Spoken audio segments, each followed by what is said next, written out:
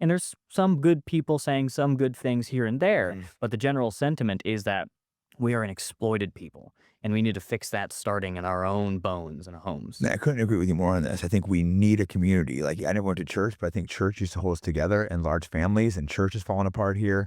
I was lucky, I was troubled when I was young, but then I found fighting, and that gave me a community, a purpose, a brotherhood, something to come in. And men need this. We need this Mm. brotherhood.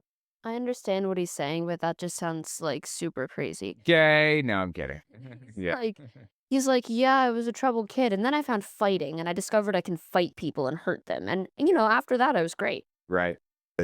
It's a man, like a man only space sometimes, which kind of what fighting is for men's clubs. It's all through American history. These men's clubs are big. That's where you came. You pushed yourself. Mm. And I hold Oh, please. This is like some Fight Club stuff. Yes, I liked the movie Fight Club as well, but you don't have to build a whole cult around it. Wait until he finds out that one of my best friends growing up has like a ton of medals from jiu-jitsu and went to nationals every year. And Which one is that? Ariana. Oh, yeah. And she also shaved her head. Oh, that's cool. Remember, she had the sides shaved. I think I do. I want my friends to hold me at really high standards, and they do. My friends will be very blunt with me, and I want that for my friends. And I'll do the same. If they're getting fat, I'll let them know. If they're dating a trash chick, I'll let them know. These things. But Oh, apparently, he has multiple Nazi symbols on his jacket. Oh, really? Yeah. Someone said the green shark is a Nazi symbol, and then the mic stand is sort of covering another one. I can't tell. I'm waiting to get another shot. I'm sure we'll get another shot. if they're dating a trash chick, I'll let them know these things. But that's what you want. You want the guy to be like, hey, you should not be with that girl. Or you should not be getting fat. You should not be eating that way. You need your friends to hold you, that'll be honest with you and keep it standards. And we've lost that in America. Absolutely. And, the practice of vice and the propagation of weakness is something which is very malicious. It's done on purpose because a weaker, more disunited people are more easier to tyrannize. More easier to tyrannize. Wow. What grammar? Yeah. You know what this reminds me of? I'm sorry. I'm about to go off on a tangent again. This is what this reminds me of. Let me show you. I got it. Dude, I can't stand bad grammar for some reason. Or like, I was talking to one of my friends and they said something, they used the wrong your, and I wouldn't answer their question. I said, fix it. And they understood immediately what I meant, and they just went back and edited the message. I'm insufferable, I know, but it's terrible. We call those grammar Nazis. Okay, here we go. This is what I was looking for. I think it's just Yeah, this right here. Oh, it's so stupid. This is a MAGA rapper, Forgiato Blow. I know it's off subject, but I'm so entertained by this. He's singing a song about how Target is taking advantage of children. I think it's just showing what the world needs. Like I said, it all starts with the children. Somebody has to stand up for the kids. Somebody has to stand up for the children. That's why they start with, this agenda with the younger group. They're easily manipulated by Manipulated. I love it, dude. It's so stupid. I love it to death. making them feel like, this is what everybody's doing. This week.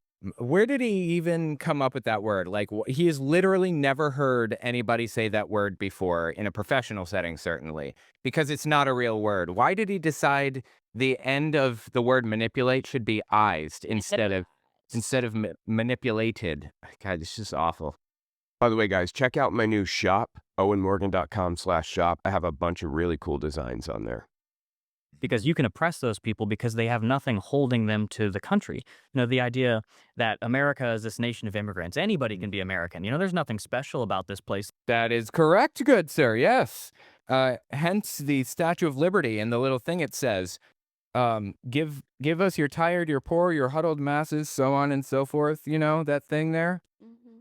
So anyway, yeah, this guy believes that being American is only possible for people of white European heritage. For the record, the people that were here are not of white European descent because they were born here. They're native.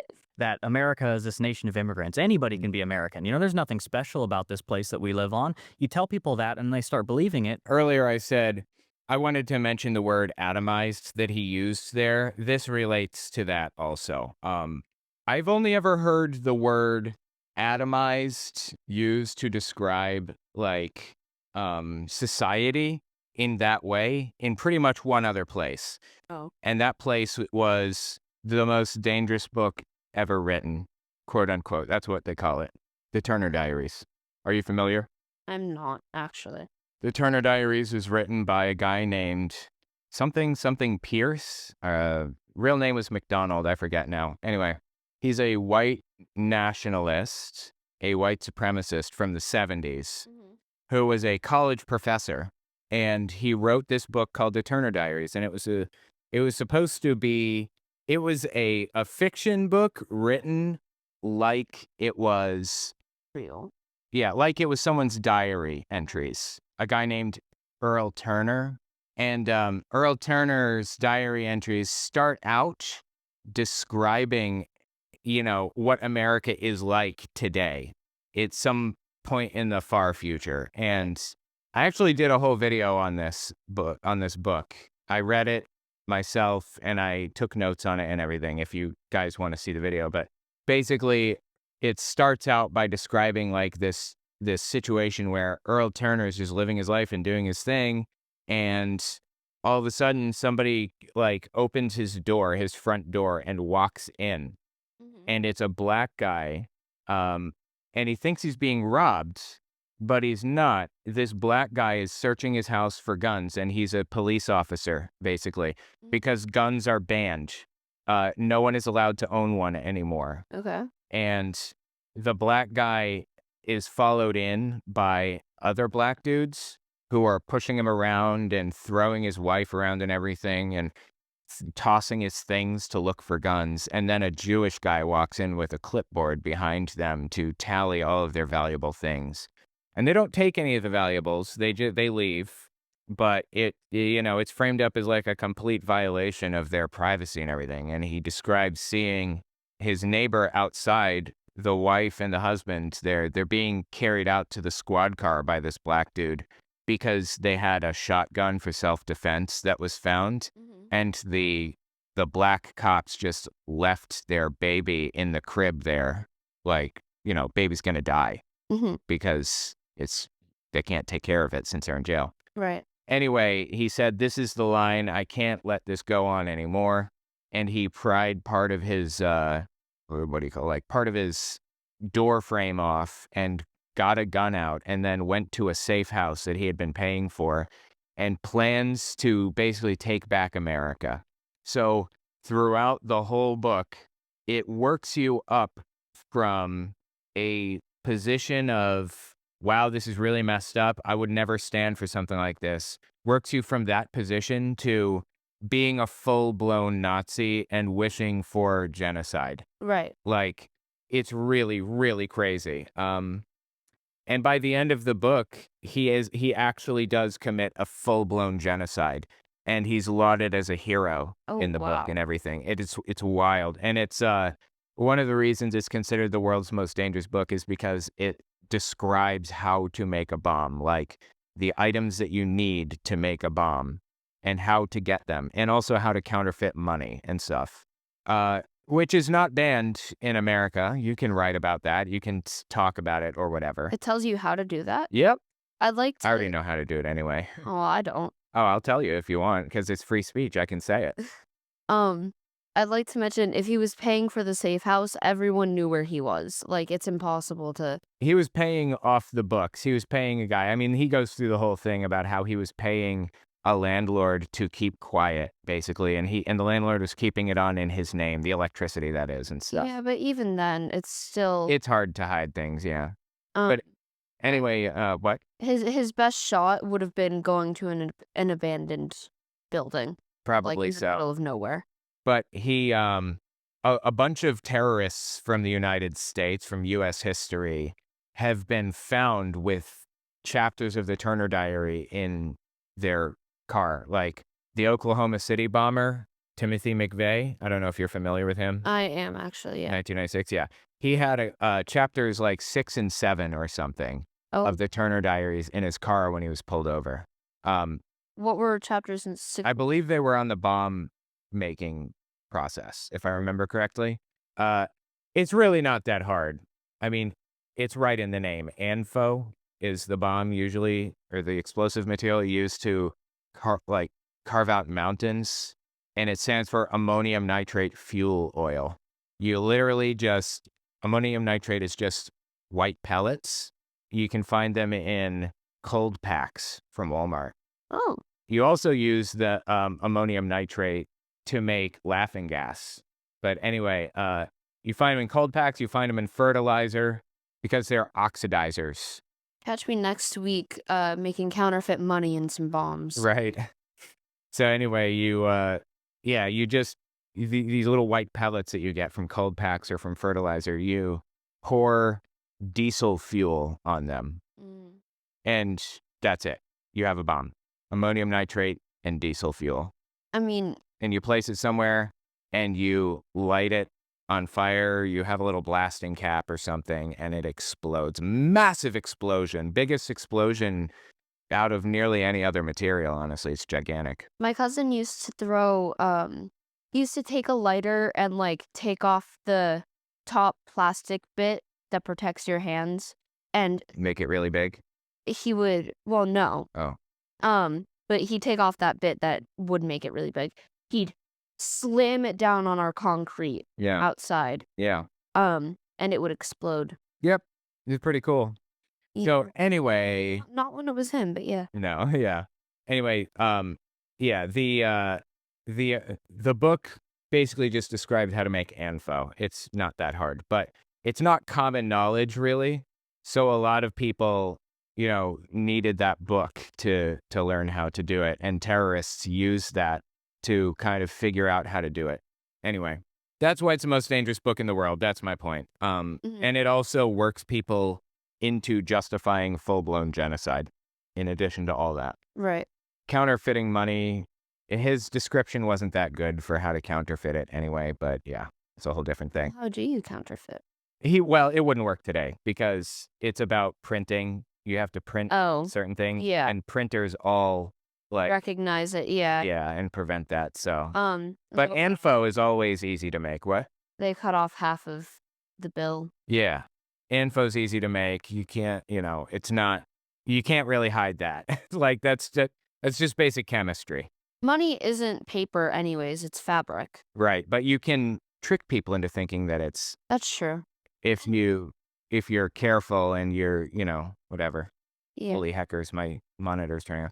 Anyway, that's the Turner Diaries. That's the point that I was getting to. We can continue listening. Oh my God, I'm falling. I'm falling all the way to the bottom. Uh-oh. I just wanted to kind of outline the point that is, though, that he describes families as atomic, and says that we need to be molecular. That was from the Turner Diaries. Like, they said that families need to be more molecular and just in their structure or whatever. Mm-hmm. When I hear people describe things that way, it's always far-right nutcases, like this guy, or like Joel Webbin or whatever. And then it's easier to have somebody else come into their community and transform it into something that was never meant to be. And sure, you can say that not every one of the people coming into the country, a lot of them are seeking better lives. That's true. Yeah. But you know who else wants better lives? All of our people in our country, which was made to ourselves and our posterity.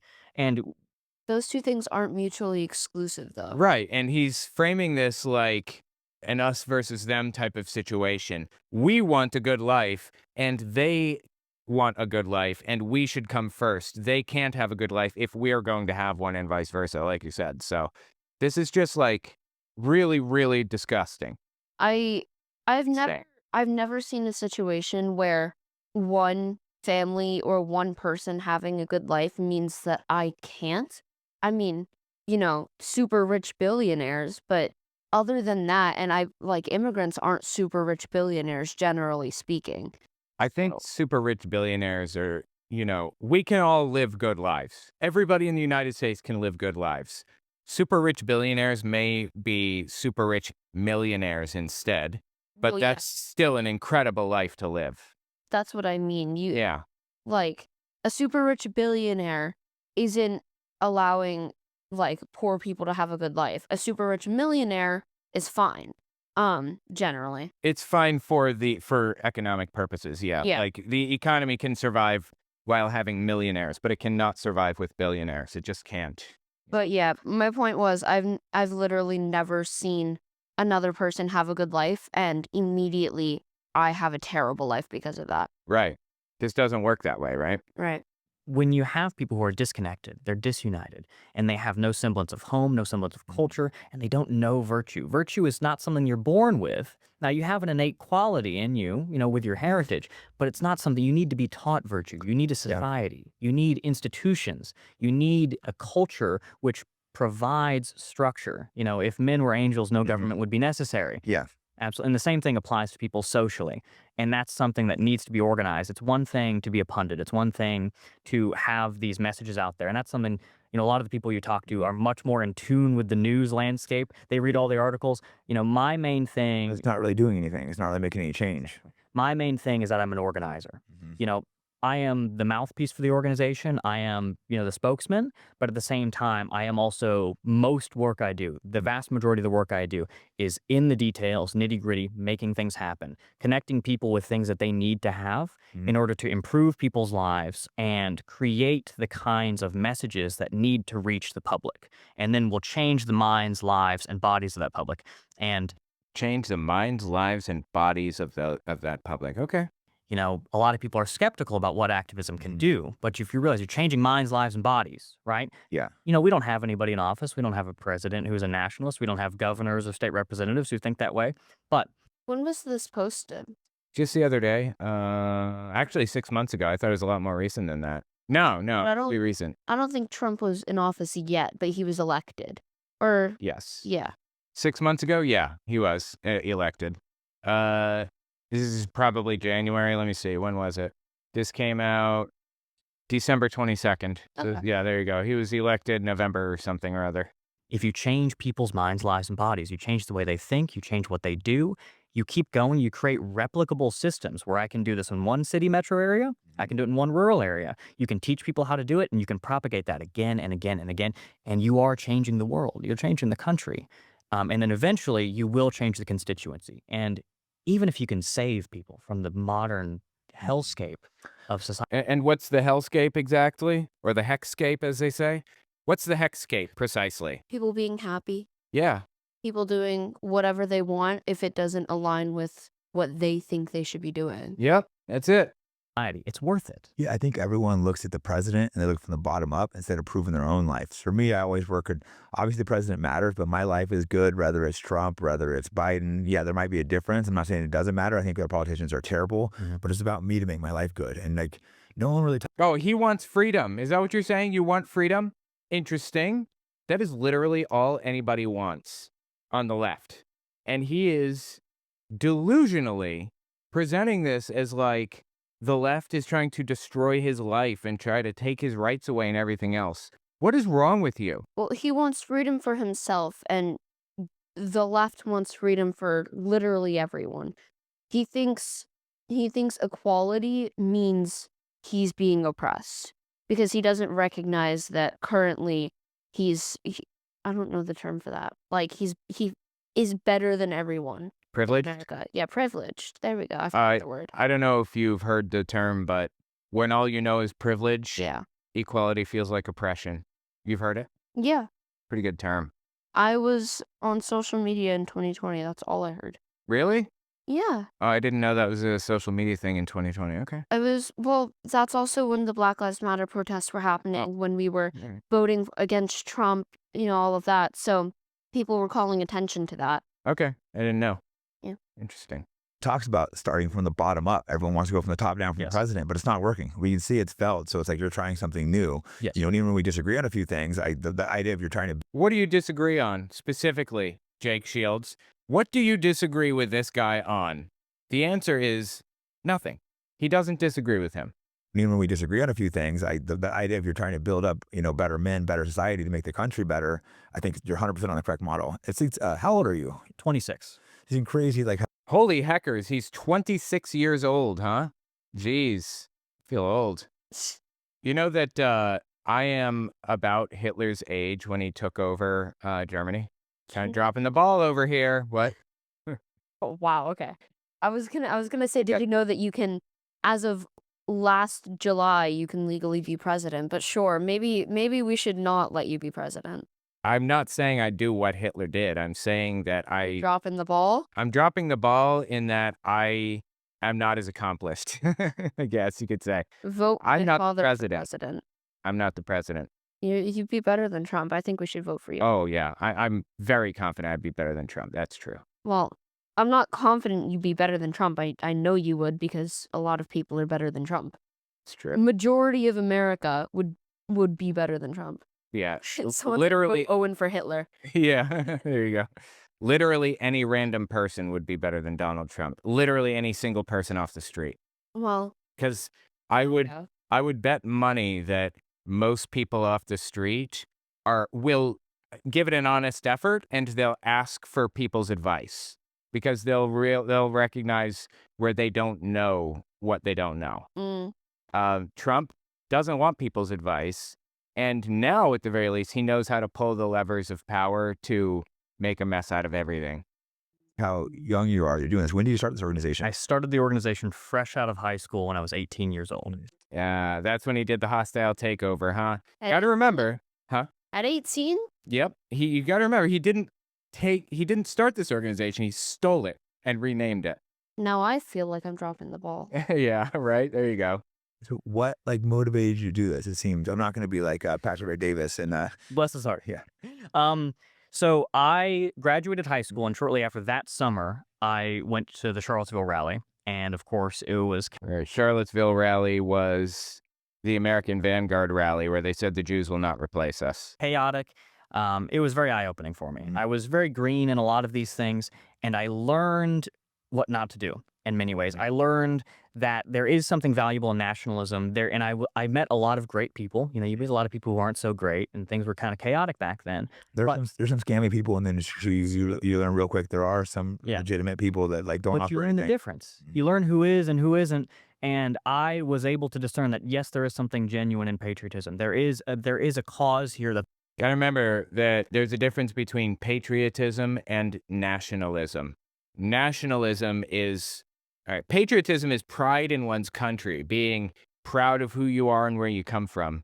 Nationalism is the belief that your group has the exclusive right to rule and nobody else has a right to rule, often God-given right, and is usually paired with another word like Christian nationalist, black nationalist, white nationalist, that type of thing.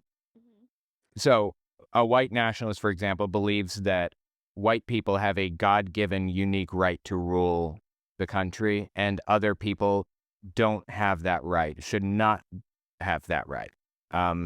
Nationalism is always bad, always. There is nothing good about nationalism. Patriotism is fine. I'm good with patriotism. But these people like to confuse the two and like to make it out as though if you are nationalistic, it's really just patriotism, and patriotism is a good thing. it's worth something. But I didn't think it was being handled properly. And I had ins and outs with other people in, the movement, quote unquote, at the time. And Ins and outs, he says. Hostile takeover is what you meant to say. Yeah. at a certain point, I decided, you know what? Somebody has to do it. Nobody else is doing what I think needs to be done. So I stepped forward and I created an organization. And for many Created an organization. Stole one, is what you mean to say.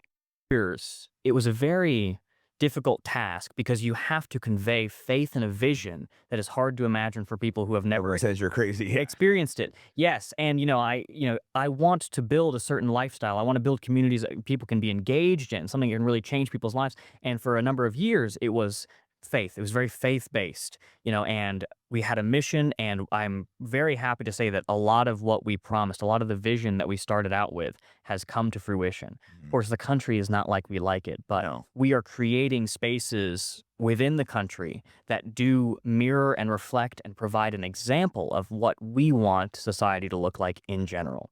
So the motivation was that I wanted something to happen. I wanted something to happen which wasn't already happening. And I wasn't somebody who came out to seek leadership. I was somebody who had an opportunity to do the right thing. And that's always what I've done. I'm not in it for personal gain. We don't take That's all he's in it for. Right? The entire point of this is personal gain. I think I think what he means is that he wants to change the country in such a way that it's only white people that operate it in any way, shape, or form, and that would be his personal gain. But who does that help? I mean, In his mind, it helps everybody, of course, but in reality, it doesn't help anybody because except for him. black His people and white people are equals. Of course. What? except for him because of his racism, having to live with someone who isn't white in the same world as him Mm. is seen as like torture. That's true. It is like wild to see people like this so out in the open and brazen and willing to just be, public about being the Nazis that they are. It's just crazy. Take public donations. I don't ingratiate myself in these things. I live a very meager, modest Yeah. lifestyle. Yeah, and I mean, you look like you're being very casual. That's what I was wondering. The amount of time you must spend in this organization, because I've been hanging out, I realize how organized it Yes. is. Must make a full-time job. So it's like, More than full time. Every week. yeah, I was wondering, like, how you manage to do this. You must just, I don't want to know about your finance too much Yeah. because people try to they'll try to cash, Yes. they'll try to ruin all your money, which they've done to me too. So that's why I don't really share Well, I'm ways to fine. make money. So I won't ask those questions, but I know it must be like, I'm looking at your organization, I'm like, wow, this must be like a full-time job. No, and people, that's actually, so it is, of course, it's every hour I'm assuming that they operate on a donation type of platform basis, whatever.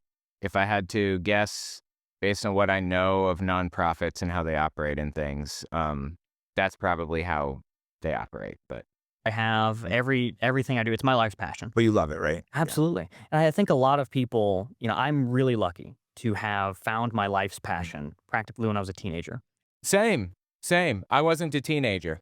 I was 26 or so, I think, when I started YouTube, but I absolutely did find my life's passion. I love this job. YouTube, I love it. Love it to death. I would do this whether I was paid or not. Matter of fact, Hemen Mehta asked, he sent a survey around to a bunch of YouTubers the other day and asked, would you do this if you weren't making money from it? I absolutely would. I just love this job so much. And I've been my whole adult life, I've been organizing. This is something which I like to think I'm very experienced in.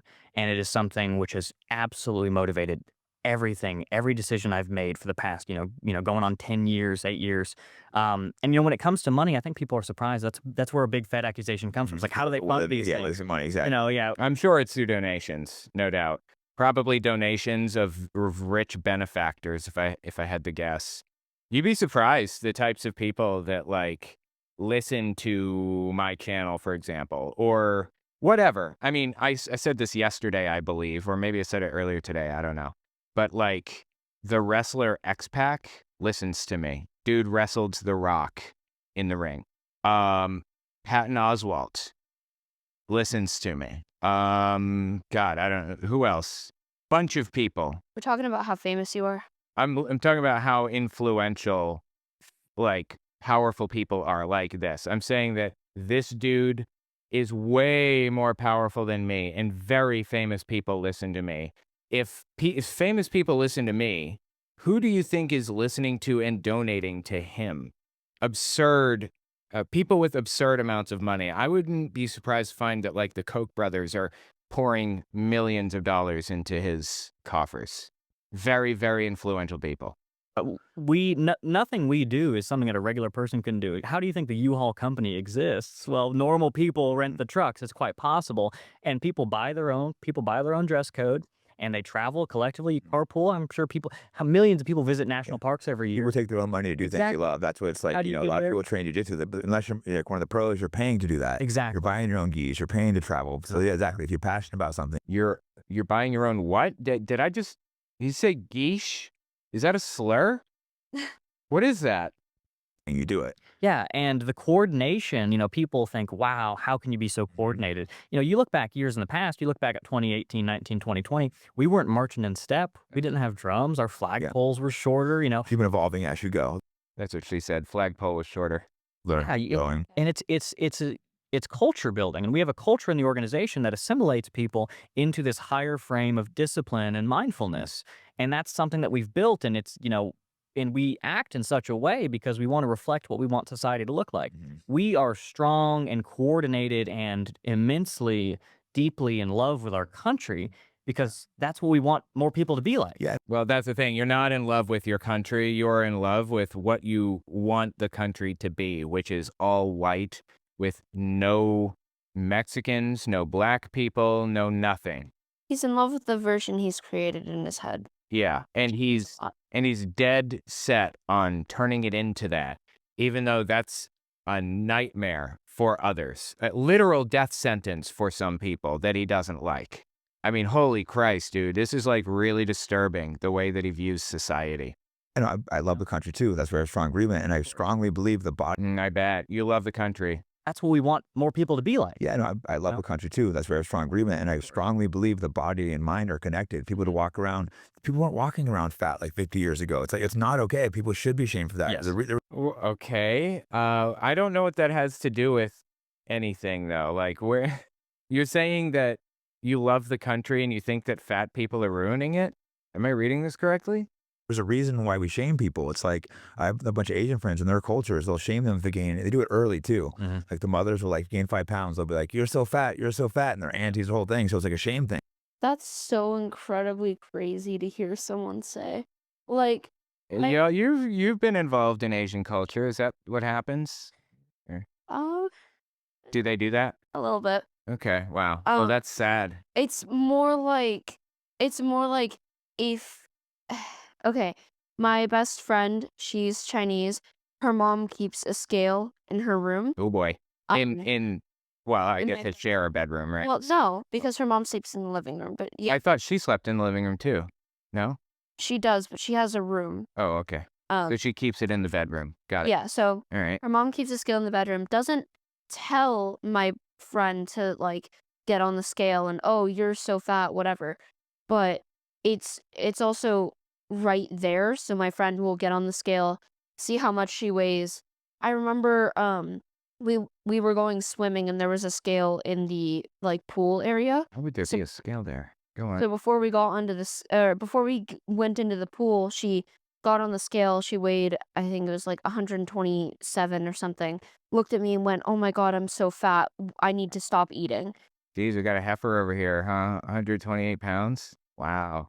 But yeah, so it's like, and I also dated a guy who didn't like that I weighed more than 125. And he would tell me all the time, well, my ex only weighed 110. She's taller than you. You course. need to weigh that. Kylie is not fat by any stretch of the imagination, like not even a little bit. So somebody like coming at her over that is insane. I lied to him. I said I weighed 125 and he believed it. I weigh more than 125. That just shows that unless you have a literal scale, you cannot tell how much people weigh. Yeah, like nobody cares really, honestly. But yeah, tell him to go back to her then. Yeah, the thing is he was already with her. He was a toxic like monster. It's okay. But yeah, no, so it is generally, I would say, at least in the people I've been surrounded by, that's super common, the unfortunately. Yeah. By the by, I picked up the Spazer laser in this game. That's what it's called, the Spazer. See it? It's got the 3 little things there. Spazer laser. Anyway. Spacer laser. That's what it is, yeah. And why'd you stop using your spacer laser? Because I can't open those blocks with it. I have to use a super missile for that. Go use your spacer laser. I will. I'm gonna go kill a boss with it. The spacer laser? Yep, with the Spazer laser, yep. Okay, I'm gonna hit play now. But you don't see very many fat Asians, do you? No, and that's actually I don't see any fat Asians, he says. Wow, Oh, I dude. do, by the way. What is wrong with him? Huh?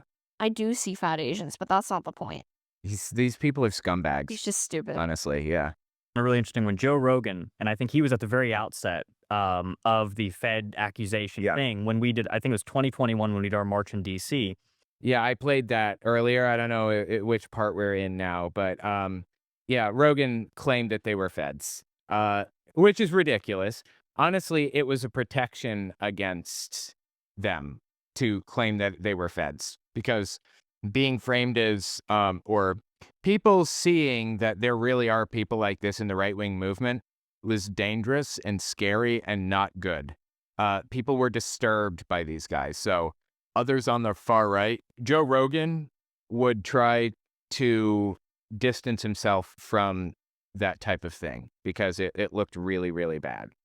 He's like, oh, these guys look so fit, 101st Airborne, they just got out of buds. I was like, that's actually a compliment. Thank you. But it kind of goes to show how crazy. And people are like, where are the fat people? Where are the fat people? It's like they're in there if you look hard enough. Yeah, right. But why is it so crazy that we have a group of men Making yourselves who better. don't tolerate that? Yeah, you make yourselves better. You got to hold each other to accountability.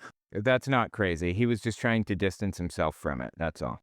All your friends are losing weight. You're like, oh crap, I better do too. We need to do that. Society, keep each other to high standards. Push them not to watch porn, not to do drugs. I'm not saying I've never. Whoa, hold on now. Wait, why? What's wrong with all this stuff? Some of these things aren't bad. You can drink alcohol. Alcohol's fine. That's a drug, right? You got to use it in moderation, of course. I hate alcohol. I don't think that smoking weed is wrong, really. I mean, I don't do any of those things, but those things aren't wrong. And also, looking at adult entertainment, that's not wrong. What's wrong with that? Exactly. Nothing. Ever done drugs or alcohol, but it's if my friends aren't doing it, I'm not going to do it either. All of a sudden, your friends are doing it. It's like that's when you start making these mistakes. It's about self-control. Mhm. And it's also about a realization, because when you have this personal discipline, it's not just about yourself. It's about a realization that there is something greater than you, right? And why aren't you doing drugs? Why are you in good shape? Why do you want to live longer? Well, there is the personal, there is to ourselves, but there's I promise no one is walking up to him going, "Why are you in good shape?" Like, there's no one here who's mad that you're healthy. It's so stupid, dude. Oh my God, these people. also for our posterity. You want to live longer so you can see your kids grow up. You want to be better in shape so that if disaster strikes your community, if something happens, you're there, you can help them. You want to abstain from drugs because you want to set an example for other people. And because you believe in something greater than yourself, you believe in the country, the community, the civilization that we embody and the virtues that are, again, inherited through that. The torch that's been passed over for American history for hundreds of years, ever since the settlers first arrived on the coasts of the Atlantic. It is something which we need to practice because, you are just a part of the nation's story. All of us, we're just coming and going, one thread in a great tapestry that is America's history. And you need to leave it better than you found it. At the very least, you need to fight for it because, there is, people. You need to fight what for it? What are you fighting? No, you think like somebody's coming for you or something? You live in a fantasy land where you're like a perpetual victim. Get help. He thinks Dude, I am dying here. I'm not even paying close attention. Go on. he thinks those diaries that you were talking about, the Turner Diaries? Turner Diaries, yeah. He thinks the Turner Diaries are gonna become real and he's gonna have to deal with that in his day-to-day life. Yeah, I get that impression. In all seriousness, I'm very confident that that's how he views the world. Honestly, dude, I am dying. I'm straight up dying right now. You want me to hit play? People have religious beliefs, and that's very, very, yes, very respectful. But the one very certain form of immortality is through your children, through the people who remember you and your deeds in Okay, yeah, totally. I agree. this world. Nothing more important than your children. So you're very pro family. Extremely pro-family. Patriot Front has had a very long-standing pro-life stance, but not just pro-life. It's larger. I think actually making it everything, and you see it. Raising your children. But they're clearly not pro-life. Because if they were pro-life, they wouldn't be facilitating the murder of a lot of people. Right. They wouldn't be facilitating people getting kicked out of their homes or racism or anything like that. Right. They're pro the life that I want to live. They're just anti-abortion, and then they use that for other claims that don't make any sense. Right. Properly. It's like really, your children should be everything to you. Pro-family. You gotta be pro-family, but yeah, there's nothing more important. Because everything's connected with it. Because, I feel people boil it down too much when they say it's all about abortion. It's like, no, well, why do you care about children? What's the point? It's because life is sacred.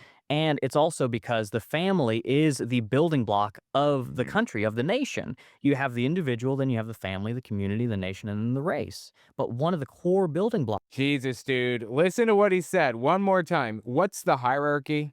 You have the individual, then you have the family, the community, the nation, and then the race.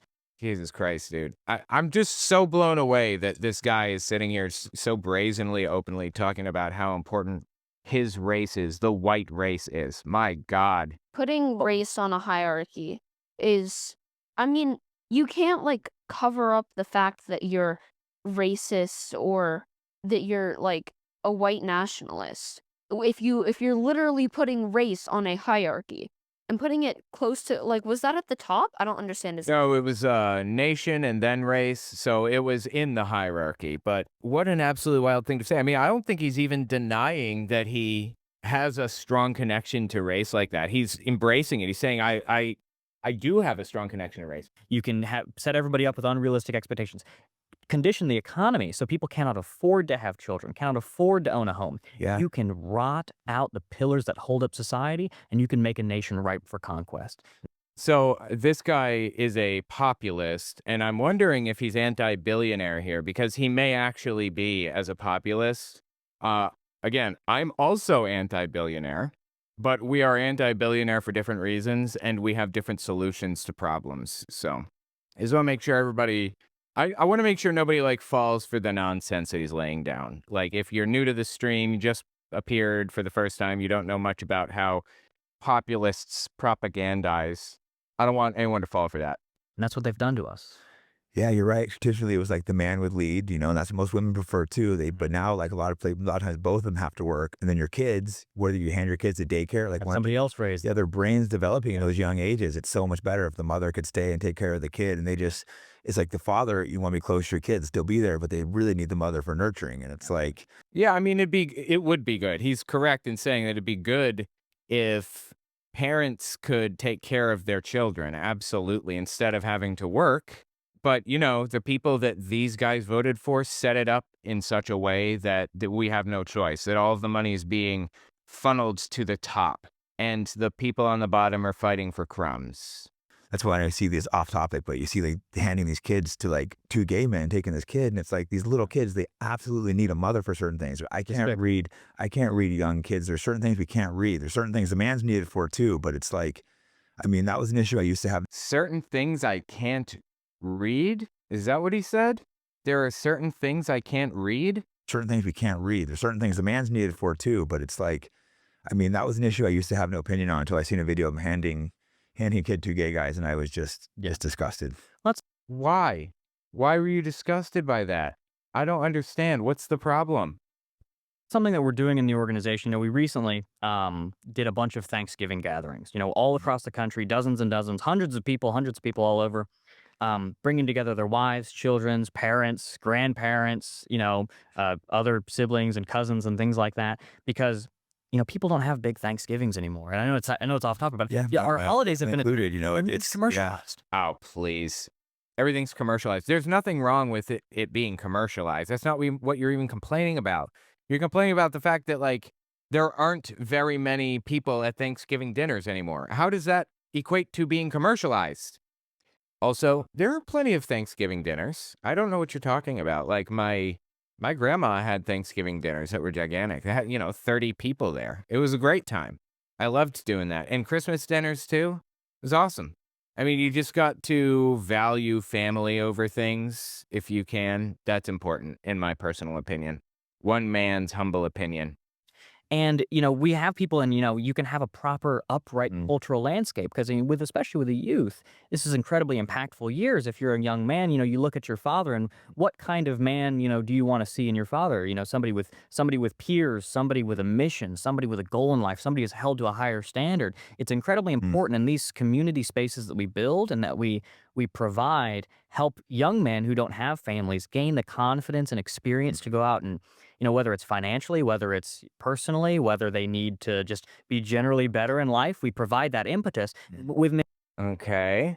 we can help normalize our ideas, where we can, convince people who might not be super acquainted with these things that what we believe is healthy, it's natural, it's forthright, and we can help children, help the youth. Keep them away from these terrible influences, with the It's so easy to fall into that, and I myself have fallen into bad stuff, and it's like, fighting helped me so much, and fighting is so many troubled people that go in there, they get into fighting, but it makes them better men. Most of the guys that get towards the top, there's exceptions, end up being great men because it gives them a brotherhood, something to focus on, like, No, I don't think so. If you get into fighting because you're a scumbag, you're going to continue to be a scumbag. That's just how it works. That being said, you're probably not going to be into hard drugs, maybe the occasional steroid boost. So that's something. At least you won't be into hard drugs. I think that's what he's saying, though, too. He's Okay. saying, like, but he's saying you don't do drugs because you have a community, a brotherhood where you fight people. But that's not really why.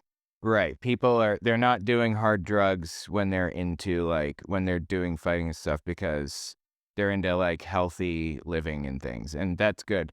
But, you know, if you're a douchebag when you get into this, it's a personality flaw with you. I don't know if you guys are familiar with the band Pantera. Oh yeah. I believe that Phil Anselmo, the singer, he was um I think like a Gold Glove boxer or whatever it's called. I'm not really sure. And he's a complete douchebag. Like he's awful. I don't like the dude at all. People, it's part of their personality.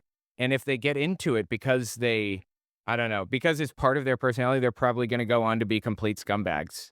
I don't know. Phil seems like a nice enough guy, but he's got a short fuse, and he also did that Nazi stuff at that one thing. So Jesus. there's that. Yeah, I was unaware of that. yeah. I guess I don't really look into the bands that I listen to. I'll like make it known that I listen to them, and if they're bad people, someone will tell me. I think Phil is okay, but I think he was hooked on drugs for a long time, heroin. And he also kind of caused massive rifts in the group as a result of his addiction and everything. And the guitarist Dimebag Darrell died a while back, and Phil was blamed for that because he was responsible for the band's breakup because of all his drug use. And they started a new band without Phil called Damage Plan, and they weren't as popular. So they were on a crowd, they were on a stage with minimal security because they weren't as popular. And anyway, they blame Phil for that. But the point is that at the reunion tour for the guitarist's death or whatever, Phil threw up a Nazi salute at the thing and Crazy. apologized for it and said, "I'm so sorry, I didn't know, and I shouldn't have done it, and it was wrong, and I was an idiot," and everything. And I get the impression that he really meant that, but I've never thrown up a Nazi salute unironically like that. I don't know. And I think it's a little hard now to not know that that's a Nazi salute. Oh, he knew it was a Nazi salute for sure. I just don't know if he really, Meant his apology. I don't know. I don't know. Who knows for sure. Yeah. I still like Pantera. It's just a shame that, they're like that. Anyway, let's continue. Oh, yeah. I mean, not to mention the fact that Dimebag Darrell had that Confederate flag guitar Oh. for ever. So there's that, of course.